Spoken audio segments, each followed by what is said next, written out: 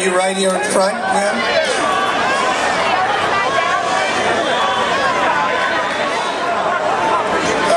Let me try to paraphrase your question. If you tell me if there's no, everybody can't hear it. I want everybody to hear it. You're 6 months pregnant, you said? 7 months pregnant, and you want to be able to keep your insurance.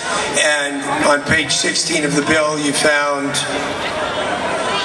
All right, that if your health plan changes, that you will be forced to take the government plan and therefore lose your freedom of choice. Let's see what the Congressman has to say about that. I'm only doing that so that everybody can hear what it is you're saying. Well, first of all, on behalf of the 1,000 or 2,000 people here, let me just say congratulations. We wish you all the best and a healthy, happy delivery. And I'm glad you raised the question, because I think this is one of the popular myths about the bill, that somehow people who are in a private plan that like the private plan they have are going to be forced out of their plan.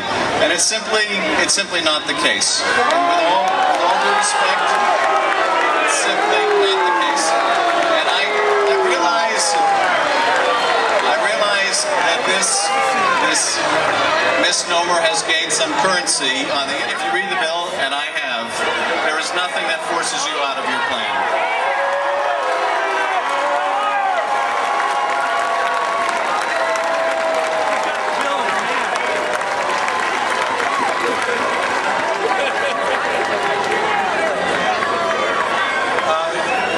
Jerry Flanagan wants to add something to that.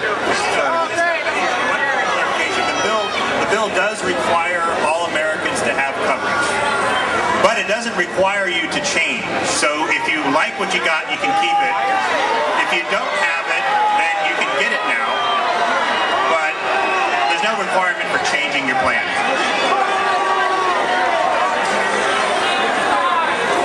Mr. Flanagan has no agenda about that, I can tell you. So that, is it true that if you have a plan, you can hold on to that plan? Absolutely.